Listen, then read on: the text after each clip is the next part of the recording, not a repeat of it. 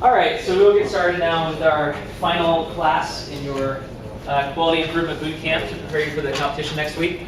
Our review of what we have been through. I think we've been over the tools quite a lot, so you should be well familiar with them by now. We're going to talk about the last one today, control charts. Now, to put this in context a little bit, yesterday we talked about these PDSA cycles and check sheets, which were sort of short-term tools to use in these rapid cycles to actually do the improvement. Whereas a lot of these other tools were sort of bigger planning tools, to look at your project and figure out where you want it to go before you start it. Control charts serve a little bit of a different role. Control charts, they help us answer this question of how will we know that a change is an improvement? And particularly, we're going to talk about them in the context of managing your project long term and looking to see whether or not the changes that you are making are really having a positive impact on your process. So the other tools were like, hey, we will plan our project before, get an idea of our process. The PDSA cycle stuff was to make the sort of rapid improvements to study and see if you are sort of looking in the right area. The control chart, in its main form, in the form we are going to talk about it, is looking at your project over a longer period of time and sort of watching the change as it occurs and making sure that you're making a change. You can also use control charts in a more short-term way to monitor the data that's coming out of your PDSA cycles. Yeah? Would it remind if we had just like half lights on? In fact, you can just turn them. Okay. Because the only options are like one's on the screen or one's back on you guys, but I think it turns the one's back on and on. Thanks. So you can use them in these short PDSA cycles. We are not going to require you to do that or sort of talk about that very much, but essentially it would work the same way as what we're going to talk about in a longer term scale. You would just sort of change the time scale on your control chart, as you will see when we get to it in a minute. So we're going to look at how do we know that what we're doing is making an improvement. So there's no way to get around this. Control charts are a statistical tool.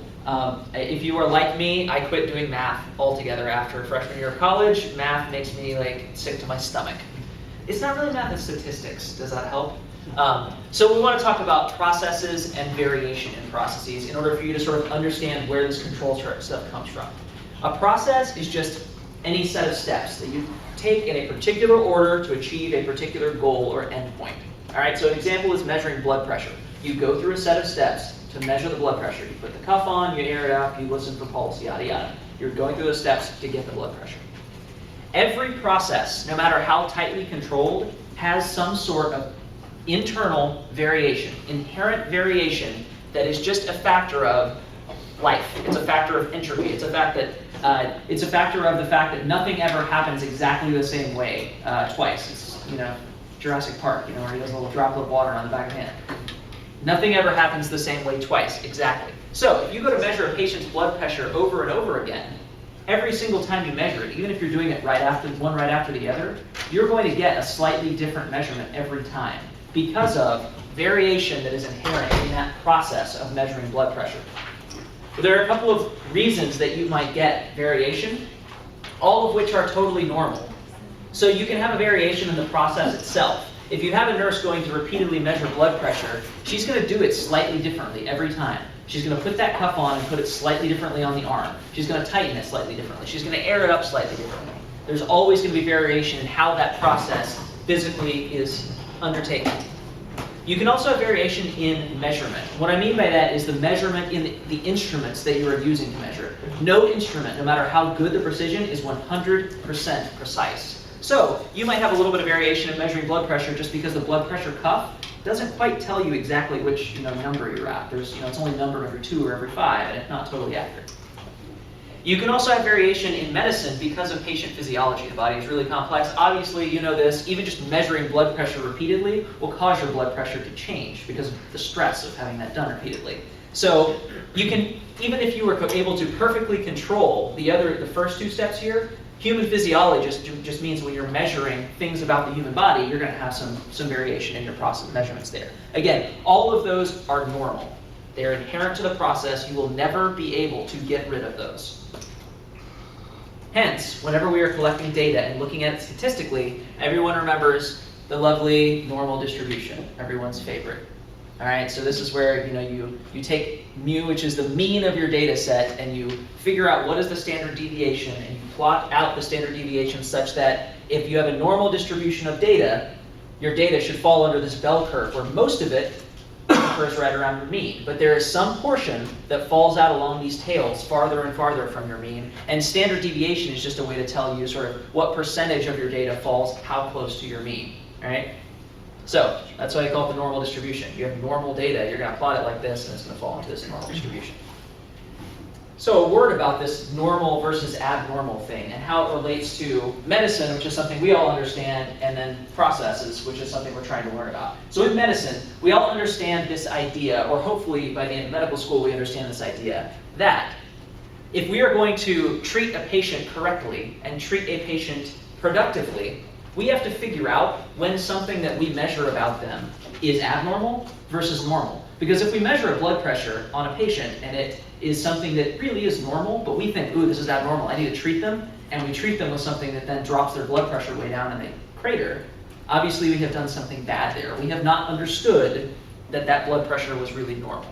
In the same way, with the process, this is sort of informed by our clinical knowledge. This is informed by, with a patient, just sort of understanding physiology and what we could expect and what we should not expect and what we know is, sort of a bad thing that we need to treat.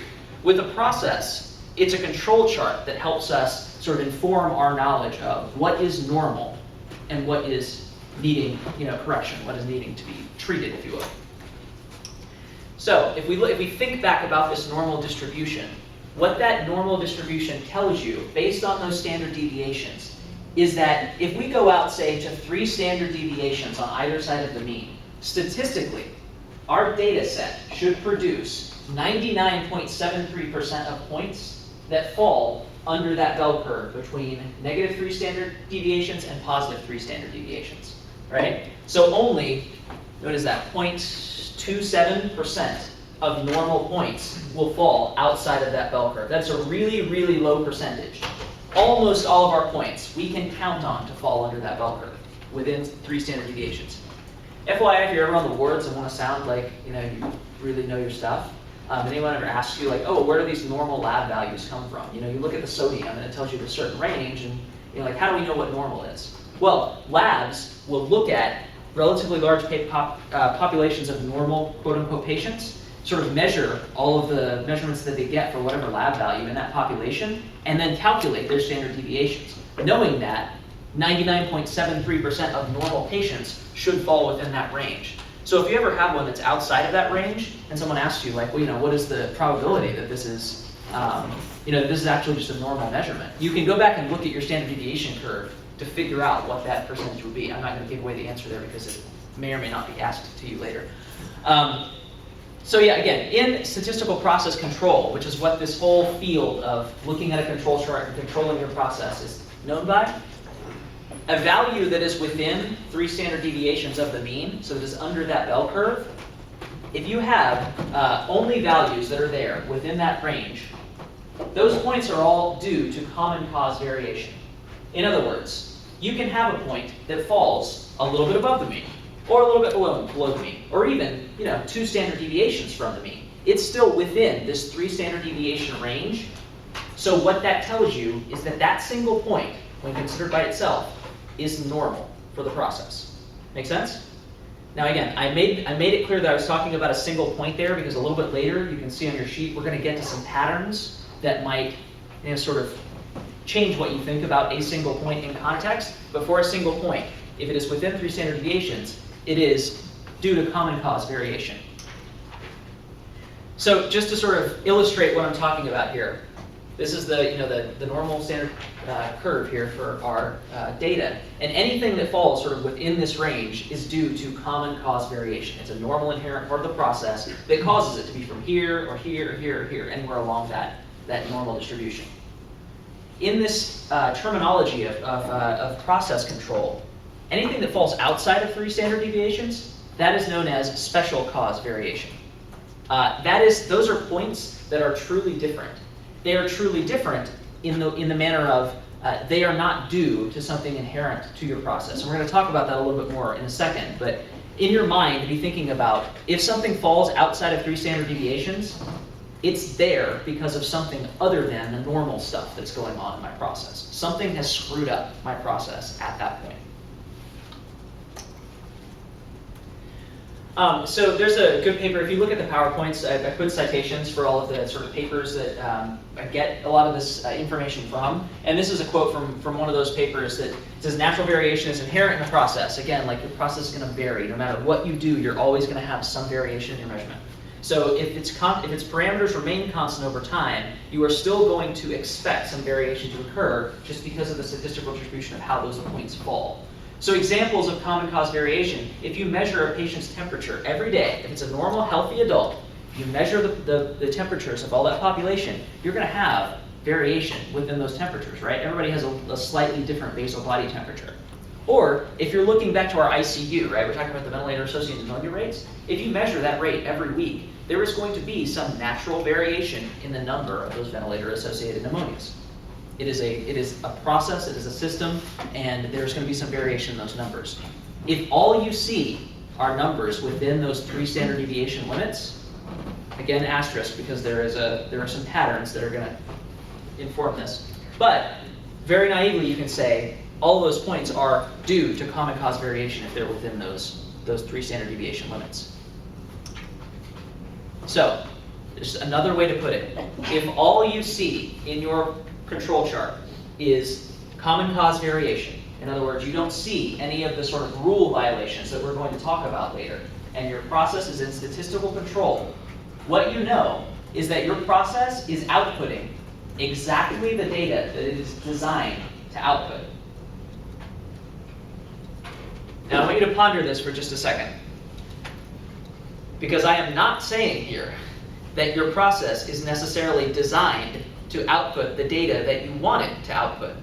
I'm just saying that if your control chart shows that your data is in statistical control, it's putting out exactly what you should expect it to put out based on how the process is currently working. Does that make sense? In other words, we're going to get to some examples later. If you see that your process is putting out data that runs up here, and what you really want is to be getting numbers that are down here, if all of these data, if this data is within, it's in statistical control, well, you can't expect to be getting numbers that are down here out of your process, because what this control chart is going to show you is that your data is consistent. Your data is, over time, putting out a certain range, and that is what it is designed to output based on its statistics. Let me interject here. I think the old way of doing medicine was to say that when you see something that looks like it's deviating, it's because that person messed up, they need to learn to do better. Now what we are understanding is that it's a process, and this is what it's designed to do. And you can fire that person, you can hire someone else, but eventually there's going to be the same mistake over again, because the process is doing what it was designed to do. So you have to change the process. And that's part of why what we're doing this week is we want you to think about some sort of clinical problem as the entire process that encapsulates that problem.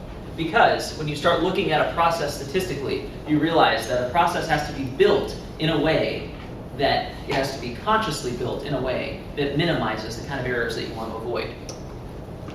So special cause variation, that was this, this area that was outside our 3 standard deviation limits. This is another quote from that paper.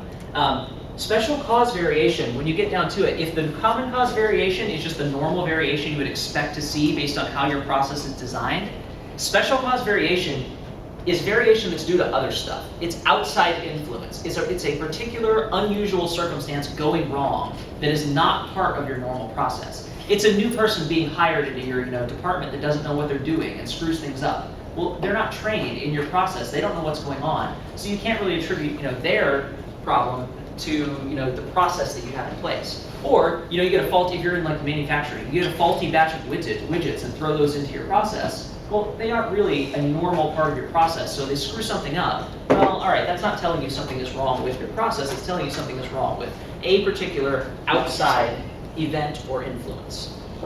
So at the patient level, we talked about measuring the temperature of patients who are healthy. If you do that same experiment on patients who are sick, or you throw a couple of sick people into your measurement of healthy population, those people's temperatures, if they have a fever, are going to be much higher than a healthy adult, right? Well, that's not something wrong with your process. That's something innately wrong with the person that you're measuring. So they are a special cause variation. There's something else going on there. Or with the ventilator-associated pneumonia rate, let's say you look at your data and 1 month you see a huge spike in your numbers that does not fit in sort of our statistical control. Well, you look into it a little bit and you realize, oh, there's a new resident that started that doesn't know sterile technique. They came from Baylor. So they're doing something not according to your normal process and screwing up your data. It's an outside influence. Make sense? All right, so what is a control chart when you get down to it? A control chart is a way to take this normal distribution, which is a static graph, turn it on its side, and look at where your successive data points fall on that bell curve. So this is what your control chart is going to look like. It has these lines on it that correspond to things you will recognize in that standard distribution. This center line, we're going to come back to this again. The center line, remember, in your data, in your normal distribution, that's just the mean of your data set, right? You're also going to see these control limits, an upper control limit and a lower control limit. Those control limits correspond to +3 and -3 deviations away from your mean. That's it. You'll see these lines in here. Those lines correspond to +1 and +2 standard deviations, -1, -2 standard deviations. In other words, all of the lines that you see on a control chart have to do with the mean or multiples of standard deviations away from that mean. Make sense? So if you look at again, this just details out, when you go back and look at these slides later, slide by slide, this can make sense to you. The center line is the mean of your data set. That's it. The control limits, upper control limit is +3 standard deviations, lower control limit is -3 standard deviations, again, based on the mean of your data set. So you look at this number right here, you can know instantly by looking at that number and looking at this line and this line that this point falls somewhere between +2 and +3 standard deviations from your mean. Make sense? You don't have to have any numbers there. The lines tell you. It's a quick way to graphically represent your data and understand it. And finally, like I mentioned, we throw these middle lines in here, +1 and +2 standard deviations. You may not see those on every control chart that you see in the real world. We're going to include them because we think there are some valuable lessons you can learn from them, and we'll talk about those in just a second. So, special cause variation. I said, special cause variation is variation that is not due to something inherent in your process. It's due to something else. In other words, there is something else going on that is not normal for your process. You got to be able to figure out when something like that's happening, because if you have something else going on that's screwing up your data, how can you trust your data, right?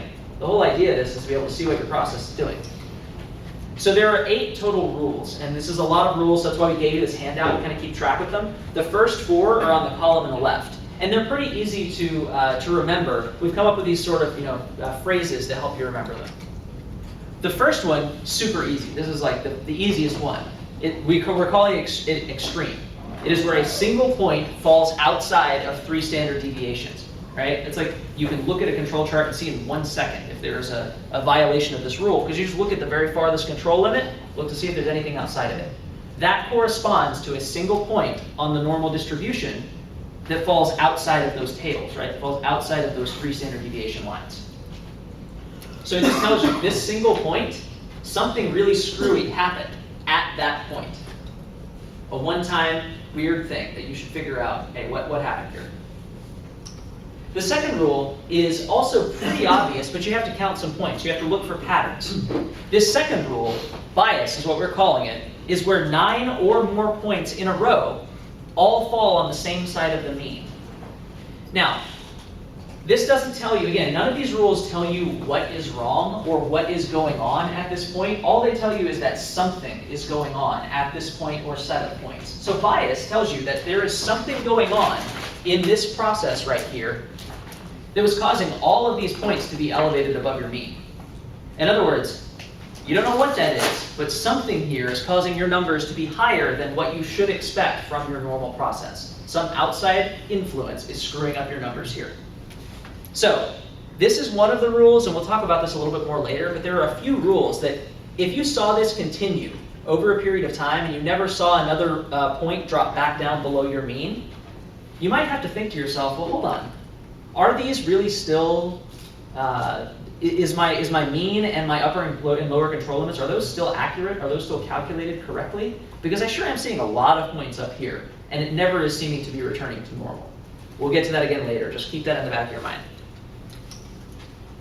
This is also a fairly obvious pattern to see, but with all of these, there is some rigor as far as what it takes to match this criteria. So trend is where you have 6 or more points that are in a row that are continually increasing or decreasing with no exceptions. So if you notice, these all increase.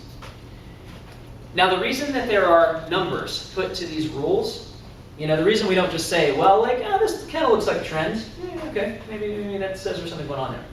There is statistics underlying all of this. We're going to ask you in the problem set that you're going to have to do to analyze control charts. Like, we're not going to make you create control charts from scratch for your project. That's a pain in the butt and it takes a while. What we are going to have you do is analyze some control charts and try to find where these rules violations occur in those control charts we give you. The reason these rules have numbers to them, and we're going to ask you to actually figure this out for a few of these rules, is statistically, for 6 or more points to occur, all increasing in a row, that's pretty rare if your data is distributed normally, right? Just like for bias, it is statistically very unlikely that due entirely to random variation in your process, you're going to have 9 or more points in a row fall on the same side of the mean. Statistically, it's just not going to happen very often. So if it does, it tells you there's something screwy going on. Fourth rule, flip-flop. This one is kind of hard to see unless you sort of look very carefully at your data. But notice that there are no 2 points that go in the same direction in a row. Down, up, down, up, down, up, down, up, down, up. That's pretty unusual. That's pretty unlikely to happen statistically. Again, if you work out the statistics of this, if you see this for 14 points in a row, you know that there's a very low statistical probability that this is random.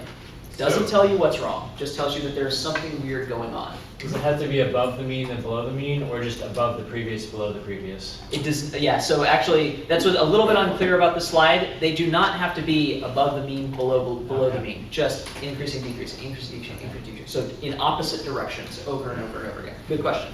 And one way that you might see this is just a night shift and a day shift. There's 2 shifts, there's 2 teams, they got completely different ways of doing things. And they're flipping back and forth, and you're seeing it on your chart. Yeah, because what that would tell you, right, is if you have 2 different teams doing things completely differently, those are different processes. If you try to plot them on the same control chart, well, it's not going to make sense because they're different processes that you're looking at. So there are some 4 subtler patterns. These are in the right-hand column of your cheat sheet. But again, if you sort of remember the phrases that we've come up with to help you remember, they're sort of simpler.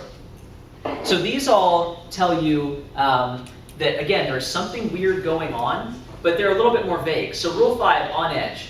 2 out of any 3 points are more than 2 standard deviations from the mean. So there's some statistical probability of a single point falling outside of 2 standard deviations, right? For 2 out of 3 points to fall outside of 2 standard deviations, if you work out the statistics of that, again, I'm not going to give you that answer because this may or may not be something we ask you to do, it becomes very statistically unlikely that 2 out of 3 are going to fall outside of 2 standard deviations. So it could be 2 in a row like this, or it could be this point and this point, both falling above. If you swapped these 2 points, you would still have a rules violation here because 2 out of 3 points in a row fall greater than 2 standard deviations from the mean. Go ahead. So I'm going to give you a clinical correlate here. If we see a patient that suddenly has blood pressure spike just once, one extreme, then you're more thinking about disease processes like pheochromocytoma. Okay, maybe they're doing drugs. If you see something like this actually more closely fits, this or bias would fit something like where we actually diagnose someone with hypertension. Because we say, they're trending, they have, I think even the diagnostic criteria from the outpatient standpoint is like 2 measurements of hypertension and, in a row. You don't just do it on one. And so think about that and sort of just, we said earlier, we base these clinical differentiations of is this normal or abnormal, but also your patterns of that kind of also guide you towards what the disease process is. That might give you kind of an anchor to think about in systems thinking of how to look at a systems view and what is diagnosing its disease.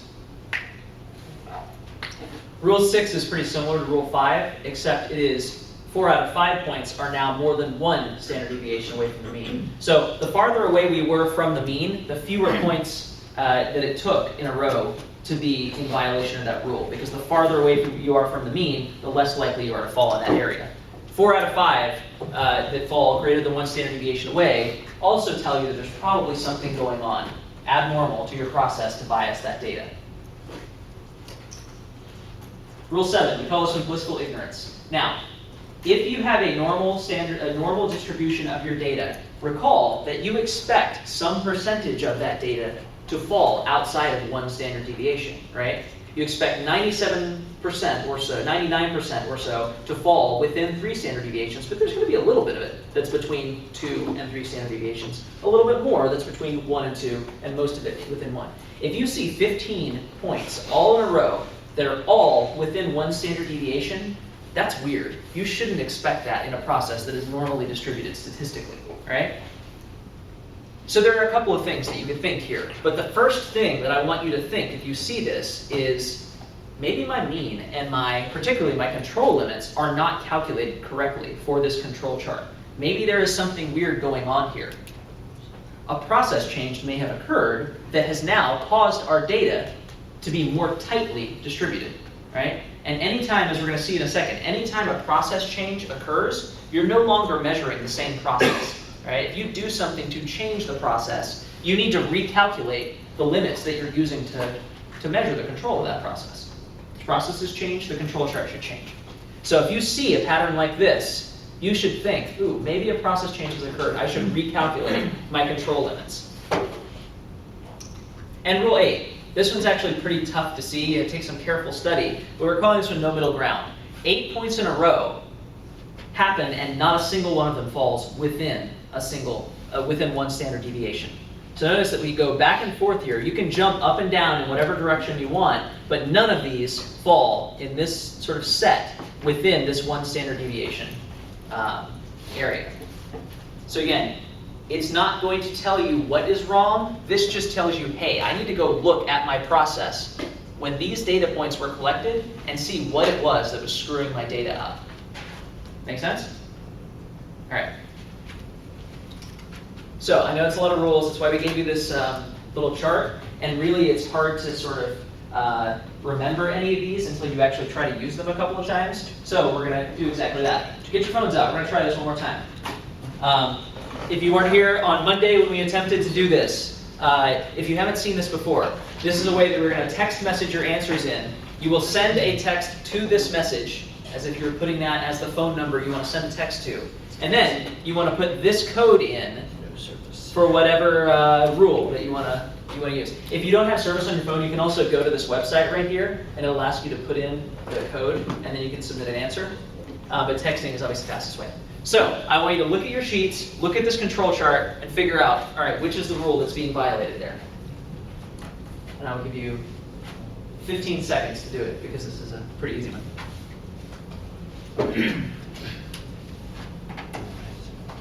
Mark, you want to sing some Jeopardy theme for us?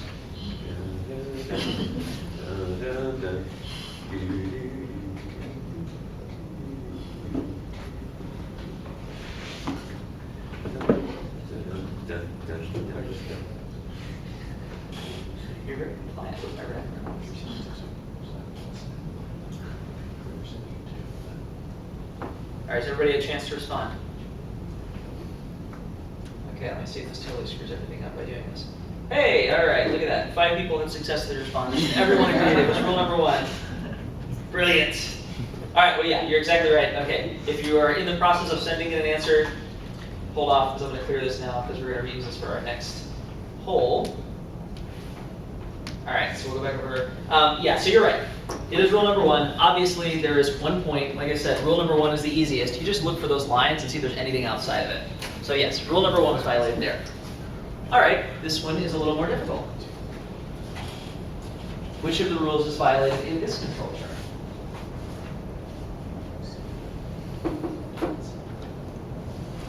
The light blue is the mean? Yeah, this is the, and if you look here, there's a tiny little CL, which tells you center line. Okay. And then, yeah, this is your 1 standard deviation, 2 standard deviations, 3 standard deviations, and then same thing on the bottom.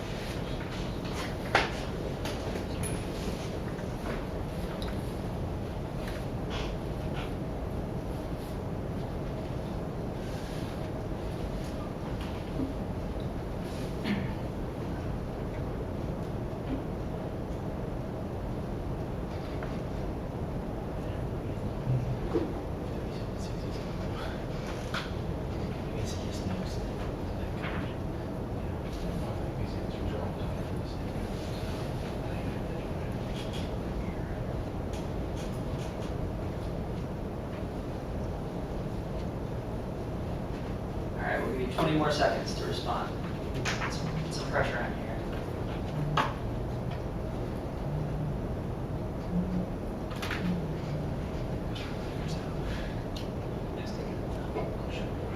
Oh, oops. That's so funny. It's just a-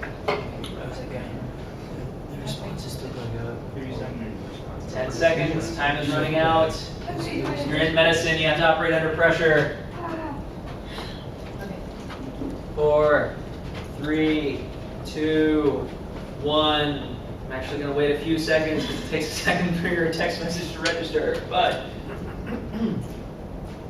all right, we have some disagreement. You have Rule 5, Rule 6, or Rule 7. So our choices, as far as what people think, it could be either on edge, tendency, or blissful ignorance. Let's go back to our control chart and see. Put these out. Don't text anymore at this point. All right. So, of those options, let's look at what we have here. Let's start with blissful ignorance.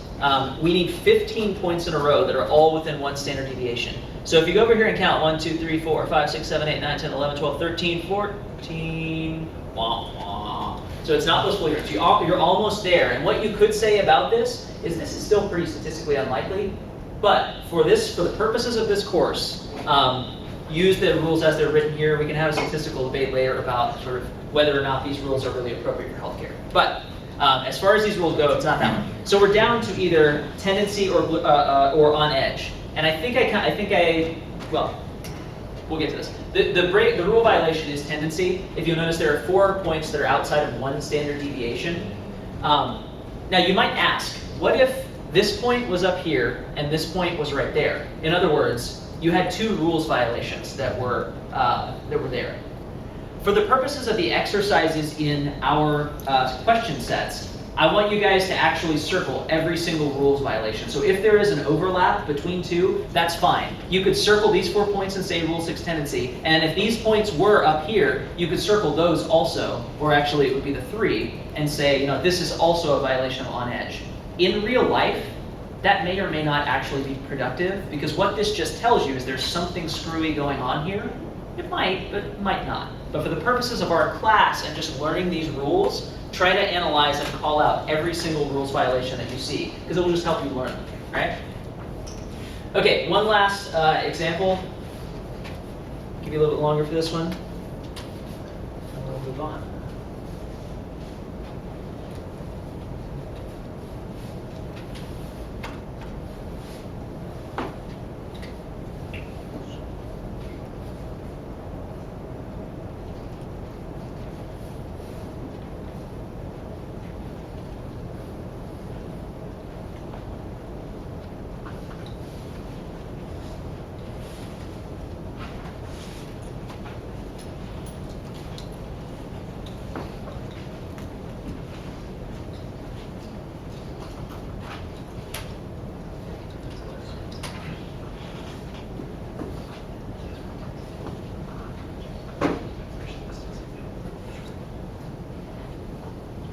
Raise your phone if you need more time. All right. Give a second for everyone's answers to register.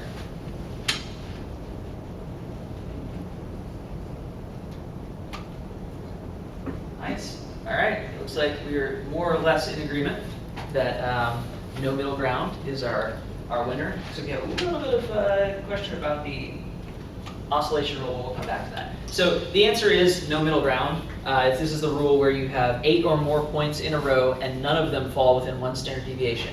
Now, the reason that this is not oscillation, if you look back over at rule number 4, you need 14 or more in a row that go up, down, up, down, up, down. But in this pattern, you see right here, you have 2 that are at the same level, so that's not an up, down. And here you have 3 in a row that are all going in the same direction. Really 2 in a row that are going in the same direction. So that wouldn't be a violation of oscillation.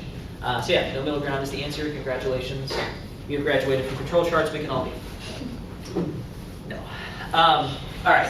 So I want to, again, hammer this into your brains, because the point of a control chart, if you see that your data does not violate any of these 8 rules, if you look at it, look really hard, and you don't see any of these things happening, your data is in statistical control. And what that tells you is the data that you see is exactly what you should expect to see based on how your process is currently designed and operated.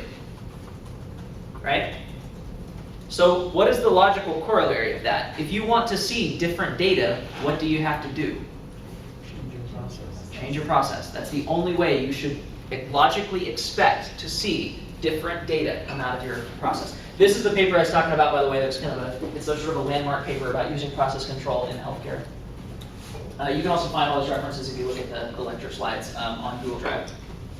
So let's look at some control charts in the context of the example case we've been talking about all week, and we'll sort of walk step by step through how long term you might go through the procedure of changing your process for improvement. So you decide that you're going to collect some baseline data. Just look back at the medical record and just sort of look to see how you've been doing over the last 2 years in the MICU as far as the number of ventilator-associated pneumonias. So this is the data that you get. You plot it on a control chart, this is what you see. So everyone take a minute, look at your rules, tell me whether or not you see any rules violations here. Anybody want to throw one out? Extreme. Extreme, right, okay. Anybody see any other ones? On edge. On edge, very good. Anybody see Multiple others? on edge. What's that? There's multiple on edge. There are multiple on edge, in fact. And I don't think I actually circled the second one, but you were absolutely right. There's also Anybody see one more? tendency. Tendency? Where do you see tendency? From July to October 2006. Good, right here. You would count that as tendency. And again, I didn't circle that one, but you should. There's one more particularly because we haven't seen an example of it yet that I called out here because we didn't see it in our sample problems. Remember, a point can violate more than one rule, or it can be part of a pattern that violates more than one rule. Bias, where they're all 9 in a row over the. So this is your center line right here. Oh, never mind. 1, 2, 3, 4, 5, 6. My bad. But I will give you a hint that it's right over here.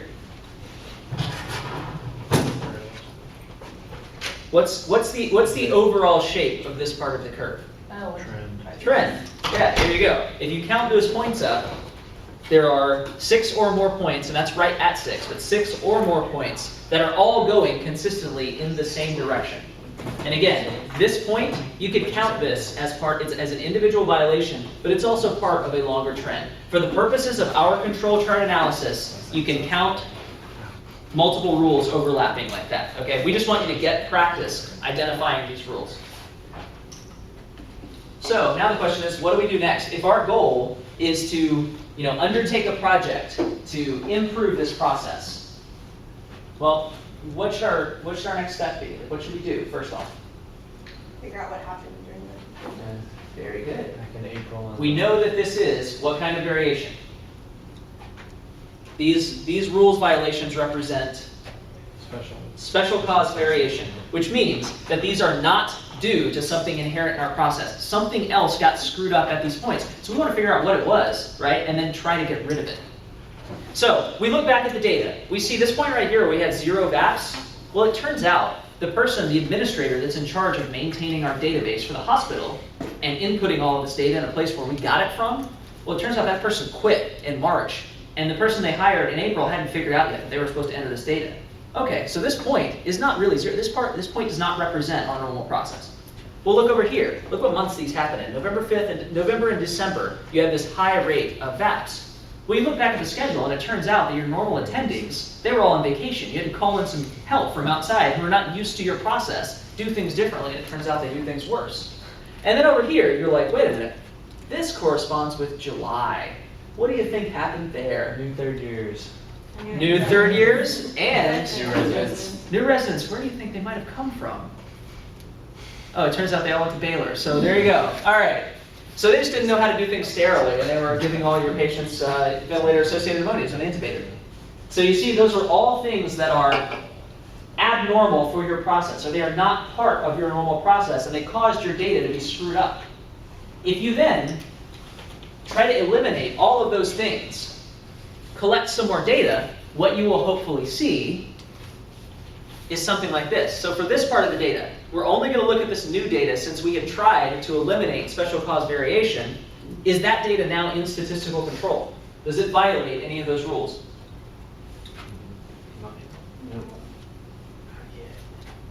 Not yet, good. Who said that? All right, why did you say not yet? Because you haven't redone the mean and all that stuff, right? Very good. What are you seeing developing right here? It's still very early, but what is this starting to look like?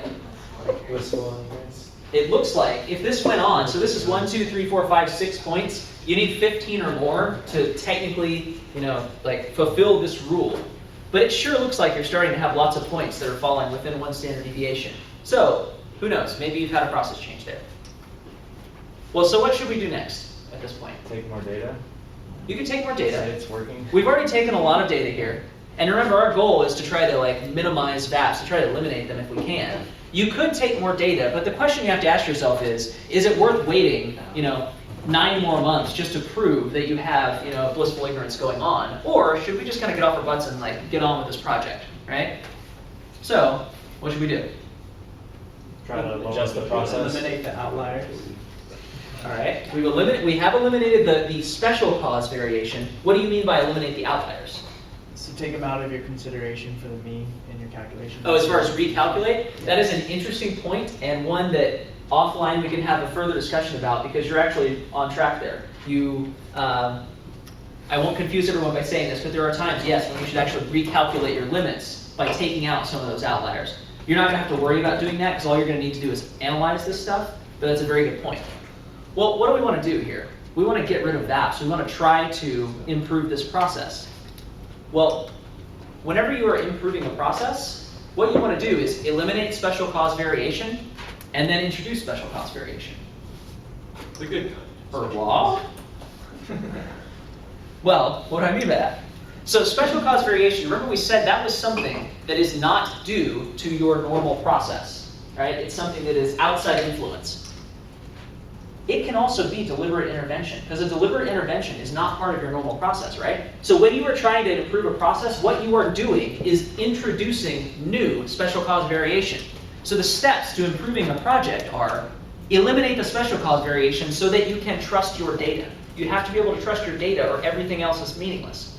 Then, deliberately introduce new special cause variation to change where that data falls. You can either change the center line, move it up or down, move the mean of your data, or you can tighten your control limits. In other words, decrease the amount of variation that your process inherently produces. Right? That will tighten your lines and cause more of your data to fall within a certain range. So let's look back at our ventilator-associated pneumonia project. So we collected a little bit more data here.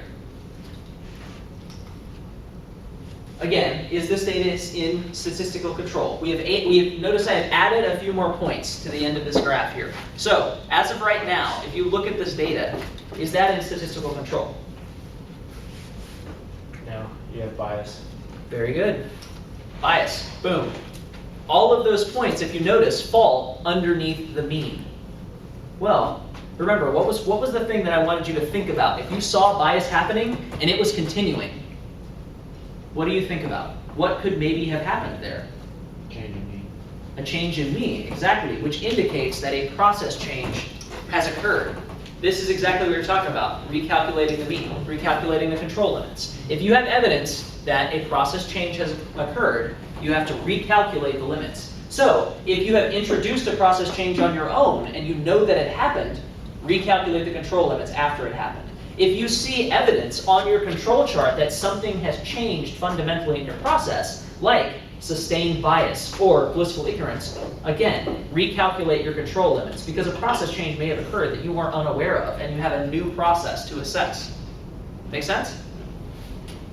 Your old process is no longer existent, so your old mean and control limits, they no longer apply to the new process. So, if you do that for this new data, if you look at the new data you have collected and recalculate your control limits, now, lo and behold, everything is right in the world. Everything falls in statistical control there. So, you keep gathering data. You keep trying to improve this process. And several months later, this is what your control chart looks like. Well, what do you think might have happened? there. So that corresponds with the end of this control chart. This is all of the new data that I've added to this control chart. What do you think might have happened? Same thing again. Exactly. Yes, you made another process change. And if you don't, this is just to hammer home the point, if you made a process change right here and you did not recalculate your limits, all of a sudden, all of this new data falls outside of statistical control, and that just doesn't really make sense, right? It makes this kind of useless for analyzing your process. But if you recalculate your control limits after that process change occurred, and then analyze this part of your data, it's great, looks wonderful. Everything is in statistical control. Does any of that not make sense? All right, I love it. You guys are great. So this is, if you continue to improve your process, what you might hope to do. One after the other, introduce process changes, recalculate your control limits every time, and eventually get to where you have no ventilator-associated pneumonias whatsoever. As it turns out, this is what Dr. Patel did. And this is not her data, this is a made-up data set to illustrate the points, but this is actually her control chart, her real control chart from this project. And if you look at their control chart, once they started doing their ventilator-associated pneumonia bundle, the thing that we've been talking about all week, they went for over 36 months without having a single ventilator-associated pneumonia in the NICU, which is astounding. Our NICU became like a model for other hospitals that wanted to improve their NICUs, all because of the work that Dr. Patel did. Pretty cool. You can actually do some really astonishingly impactful things with some of this stuff. So that's all I have for the lesson as far as today. I was going to really quickly go through just the case a little bit more and remind you of what you sort of should be doing. You've all hopefully chosen a clinical setting by now. We talked a little bit about this, process of the patient coming into and going out of the hospital, and hospitalization being like a conveyor, right? Where handoffs are the connectors between these pieces of conveyor. And when one of those handoffs goes badly, things get dropped. And in medicine, when things get dropped, people can die. So I just wanted to review with you what you are supposed to be doing. We are here all afternoon or we will be available by phone or by email to answer questions that you have about your project and to sort of answer questions about what you should be preparing to deliver to us on Monday. This is reviewing sort of, in the case of the MICU, if you were to do that as your project, this might be what you say on your poster as your clinical process. It's handoffs of intubated patients.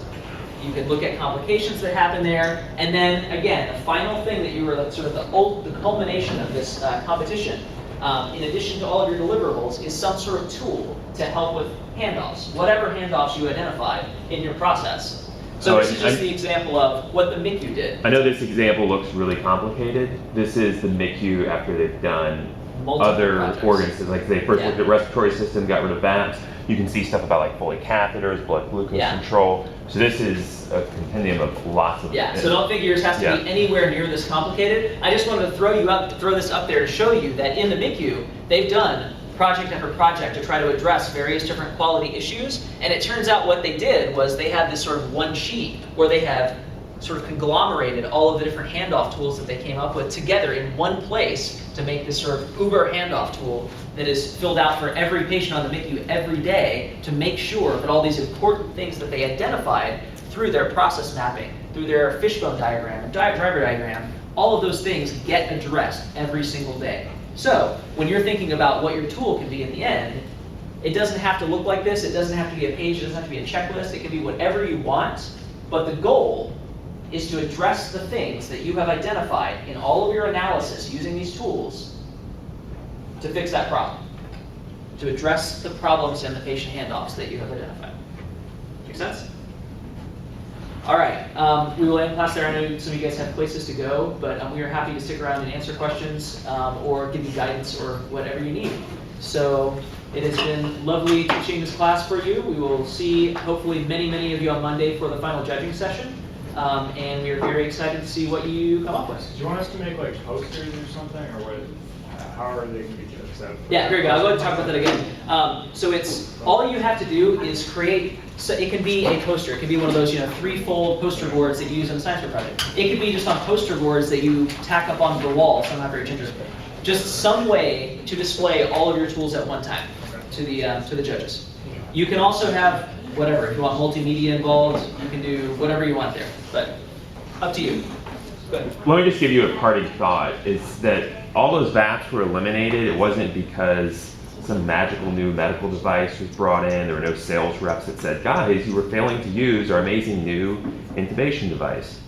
There was no pharmacology that was introduced. Absolutely nothing changed that you're going to learn in terms of, pharmacology, procedures. It was all about Dr. Patel and her team changing the process.